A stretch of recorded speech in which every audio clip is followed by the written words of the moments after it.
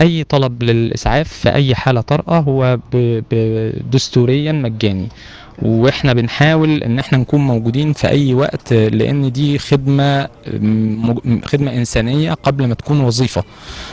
بنحاول على قدر المستطاع ان احنا نكون موجودين في التوقيت المناسب. في تحديات موجوده، وان شاء الله كل يوم يكون الخدمه تكون في تطور ان شاء الله. المفروض ان احنا بيجي لنا بلاغات كل يوم، كل واحد تقريبا ما يقرب من 1000 بلاغ يوميا بشكل يومي.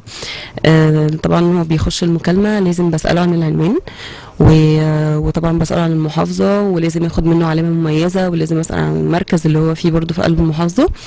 وبعد كده باخد منه الحالة بتاعته اللي هو موجود، إذا كان مثلا في حادثة، أو إذا كان مثلا دي الحاجات اللي هي الطارئة طبعا، إذا كان مغص أو إذا كان كسر، أو إذا كان دي الحاجات اللي هي الطارئة.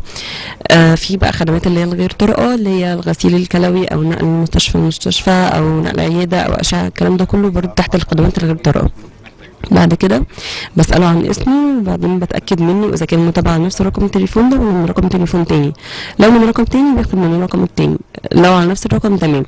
وطبعا لو هو بيتصل من رقم تليفون أرضي لازم ياخد منه رقم موبايل، لأنه ممكن ينزل من البيت مثلا وأنا معرفش إن أنا أتصل بيه تاني بس. وبعد كده بحوله طبعا على كود المحافظة اللي هو خاص بيها، يعني بحوله على المحافظة بتاعته من خلال الجهاز من هنا.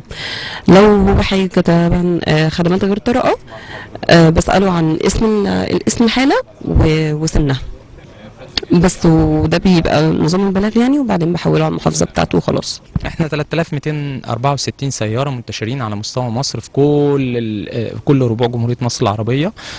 بيبقى فيها حالة رفع استعداد عامة في الأعياد، بيبقى حالة تواجد مكثف في المناطق اللي فيها تجمعات.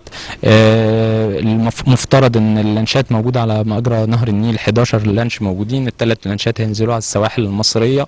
الكول سنتر بيشتغل بالفول كاباسيتي بتاعته. نتمنى ان الامور تعدي في سلام ان شاء الله، وما يكونش ومحدش يتصل بالاسعاف خالص.